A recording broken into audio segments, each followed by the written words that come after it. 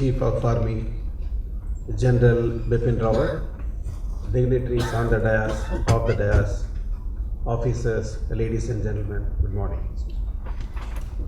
I thank the organizers for giving me this opportunity, and that too in the topic which is technology key enabler. If I may add, to become superpower. That is what we need to look at it.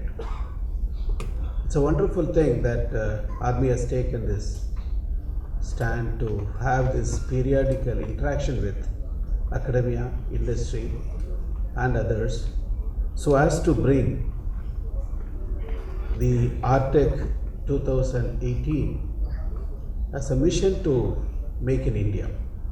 I'm sure this effort will go in a long way and see that our country is in forefront in all the aspects.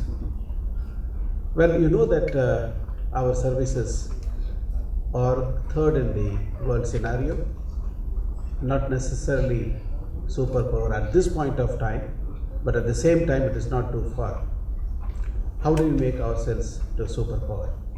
Is it just a question of a number of personnel, a number of equipments? But certainly it is going to have another element called the technology. The niche technology which is going to take the superpower to the place where they are.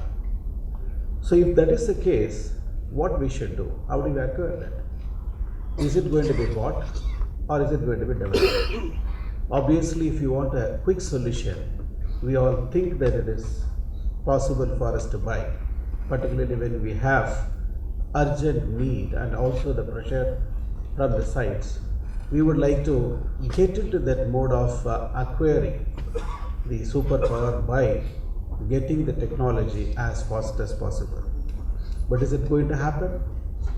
What in my opinion is, when we are almost in the third, obviously the one on the top may have some niche technology which they would not like to give it to you, even for money or for any other friendship. The reason being, they are what they are as a superpower only because of those knowledge and those technology they have. If that is the case, if they are not going to spare, where else to get? Presume that for a time being that somebody at the lower level also got it's some area a niche technology which also can make you feel proud that you have a unique technology. Assuming that they have and they would like to spare it to you, obviously not free, it's going to be for economic reasons they will give, but why only to us? They would like to give it to all the three or above or many and try to maximize in terms of fund. So there is going to be a limitation when you try to reach the top. There is nothing else other than your own development can help. But if that is the case, how do we succeed? How do we achieve that? Is it the user? Is it the DRDO type government organization? Is it the academia? Or is it the industry? In my opinion, it's going to be all together. It's impossible for us to reach to that area of niche technology without the support and help of each other. I'm sure we must find a way to work together and thereby we succeed together. So sometime back when our Honorable Prime Minister announced Make in India, many reporters came and asked me, is it a doomsday for DRDO because the Make in India means many technologies will pour in from elsewhere and the manufacturer will start manufacturing, thereby we may have a time to close down DRDO. I said it may not be a doomsday at all, probably it could be a boomsday. The reason being that the technology, whichever the technology comes from elsewhere, is also going to bring in good amount of manufacturing capability. Today, if you take in the airborne industry, even the airborne nut and bolts are not easily available. We don't have across the phone that we can get certain items delivered to us quickly. We need to wait certain small items also from elsewhere. That is where the innumerable MSMEs can help us. Of course, the large industries can take up the TOTs and then see that the entire product, entire system of systems, complicated systems, they can do it because they need deep pockets. So there is a need and room for all of us to play together. Unless otherwise user handholds. Every time my colleagues came in, cribbed or told me that there are a lot of new requirements are given or challenges are given or the ORs are getting changed or interpreted in a difficult fashion. I told that's the only way that we improve ourselves. Those critical criticisms are essential for one to achieve the niche technology. The goal will become more and more pure only when it is beaten up again and again. Similar to that, I have always advised my colleagues, take that in your stride. At the best that you request for a version or a sort of a spiral development, but never say no to the requirement what is posed by the Army or the Navy or Air Force. The reason being, they are in the forefront and they know what they are asking for, and they are not asking for which is not essential at all. So ultimately, the industry, academia, as well as the organization like ours should work together to succeed in this aspect. In addition to that, what other benefits that we might have in case we do get into this mode of developing technologies within ourselves? I was told that by 2030, we will be having the highest number of youths in the world. That means we are going to support the entire world by our own youth in terms of doing certain activity for everyone. If they are not having something specific, something useful to do, imagine what they will do. In fact, if you don't keep them occupied, they will keep us occupied by giving enough number of headaches. So if you look at as a social obligation, defense industry is the only thing can really give good amount of job opportunities. So we must think very seriously to look inside what all the capabilities we have, and thereby we must improve on that. In spite of that, are we at this point of time far away from anything to do with in a good position? I just looked at it, some of the instances, some of the activities or some of the technologies that we have developed. We are one of the 4 countries which have developed multi-level strategic deterrence capability. We are one amongst the 4 countries who has their own AWACS or AWNC built. We are one among the 5 countries who have BMD systems. We are one among the 6 countries to have a nuclear submarine. We are one among the 7 countries to have our own combat aircraft. We are one amongst the 7 countries to have our own MBT. Likewise, there are several other areas, radars, sonars, and torpedoes. Likewise, there are smaller and bigger systems. We are not far from the many of the countries in the world, and we are well within the single-digit number. If that is the case, when we have the capability clearly established, what is missing? We have a wonderful world scenario, world ranking in terms of software. But then we still have to look in elsewhere for the technology. Maybe because we are not focusing in enabling all those who have got capability to do the product of our interest. So maybe the investment in the manufacturing area, maybe harnessing the technology and knowledge available in the academia, maybe the small component development capability existing in the MSMEs, we are not probably finding a way to utilize it fully. So the engagement model of all these players must be thought of. As a nation, we must work together to succeed together. As a matter of fact, as I told you that when the Make in India was told and then immediately asked that whether we are going to have any issue for the DRDO. Having said that Make in India, our output, the party also added there are several products got accepted and inducted into the services. As a matter of fact, we have been over the years generated about 2.65 or 67 lakh crores of products accepted by the services. In the last 3 years alone, it's about 1.1 lakh crores. That means the mantra of Make in India is not a deterrent, but it's a good input or good challenge to us to do the job. Having said that, what we are spending in terms of financial aspect for the R&D, we are sticking somewhere around 5.5 to 5.6% in terms of defense budget. Is it the right amount or is it good?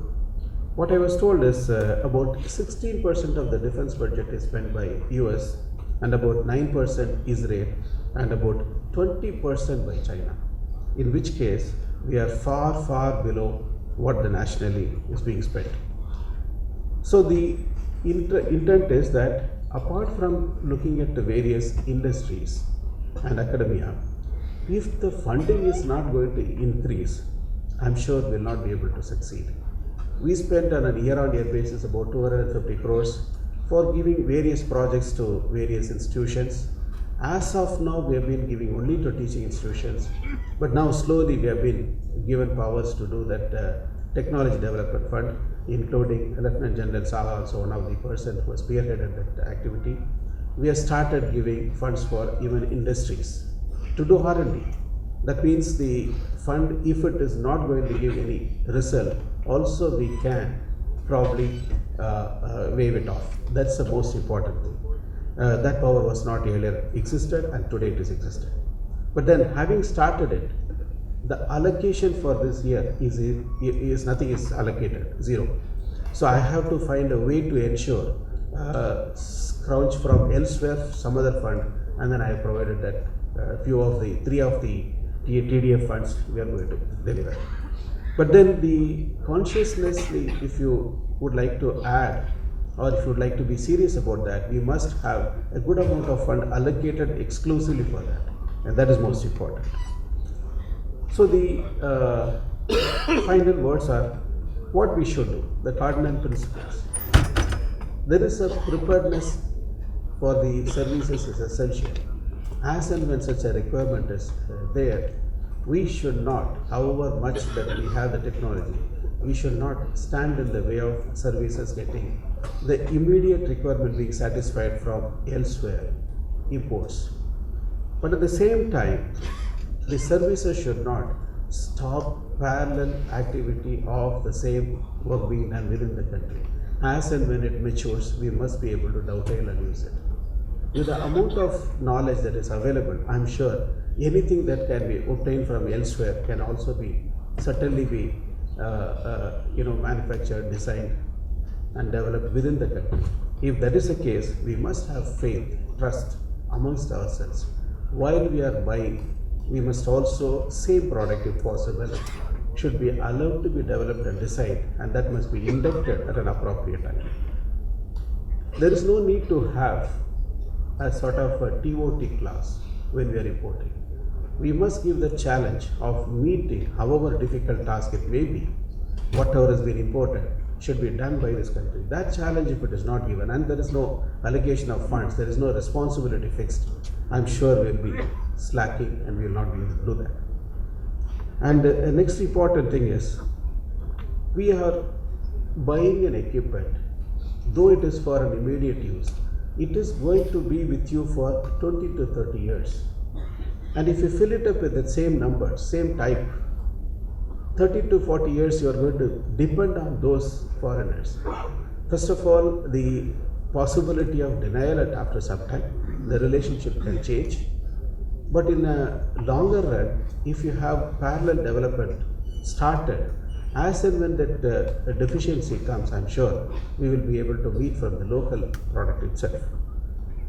And another important thing is, we all imagine that the present trend is the AI, probably the artificial intelligence will take over the most of our activity. As a matter of fact, in your own cell phone, when we are giving an SMS, it will prompt you with the probable words, and thereby you will be able to, go ahead with that. That's what they call it as an AI, sort of a bit of intelligence. It could be even a small rule-based. But that makes you feel very happy. Look, it is prompting me what I should If that is the case in a simple telephone that what you and I carry, imagine in a very good, a big equipment, whatever we have bought from elsewhere, why do you assume that it will obey your orders all the time? There are weapons which are capable of understanding which country that you are trying to send that missile and say no, it won't even take off, and you won't know, it won't tell you back. It is not obeying your orders. So the intelligence what we are able to give in these equipments makes us feel slightly more uncomfortable, unless otherwise you know inside out of it. Today all our concern is the digital chips we are depending on elsewhere all the time. What all the bugs can be there, when it can resurrect, when it can come. There is a small movie or whatever it is where it says somebody is planting bubble type of transmitter inside the body of a person, so that it knows that the movement of the person can be understood and whatever he talks can be understood. All of us carry a piece of cell phone, and when the time goes on we are going for smarter and smarter phones, and all these phones can be totally controlled from elsewhere. I was visiting one company at the time. Should I have to leave the phone outside? They said no sir. Then when you see your phone, there are certain features like, for instance, your camera and other things are totally disabled. So it can be done remotely from elsewhere by somebody. Just the control can be taken over by others. In light of that, the dependency on outsider should slowly come down. That is what is going to be your capability. That is what is going to be your smartness in the years to come. I was told the semiconductor industries have got a revenue of about 360 billion the last year alone, and it is expected it will reach up to about 500 billion by 2022. Out of which Indian market alone will have in a couple of years crossing 100 billion. That means we are randomly using, or everybody is having good amount of semiconductor piece in our hand. No need to plan on us, but we are carrying ourselves, that too paying large money. That means we can be controlled, we can be tracked, we can be, whatever we are doing can be absolutely controlled. Likewise, in the bigger machines and bigger weapons, many things can be done. So coming back to the end, all the stakeholders, be it DRDO, be it user, be it DP, be it DGQA, MOD, all of us should think together.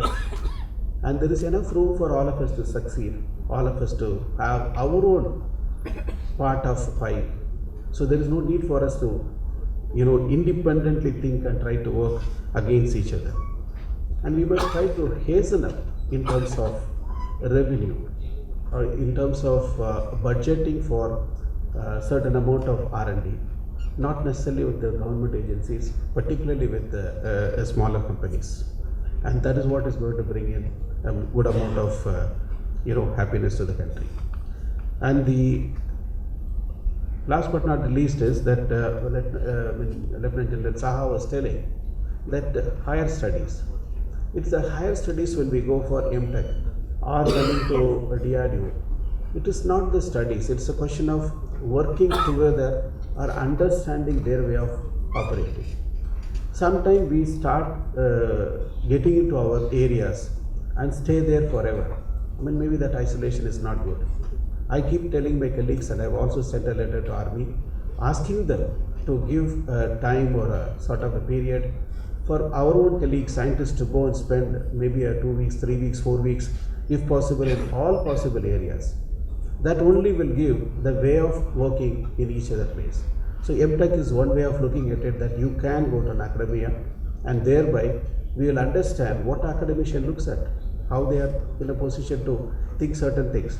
Same way, unfortunately, in academia coming in a sabbatical to even to DRDO in this country is not there. I'm sure it will start up someday or the other.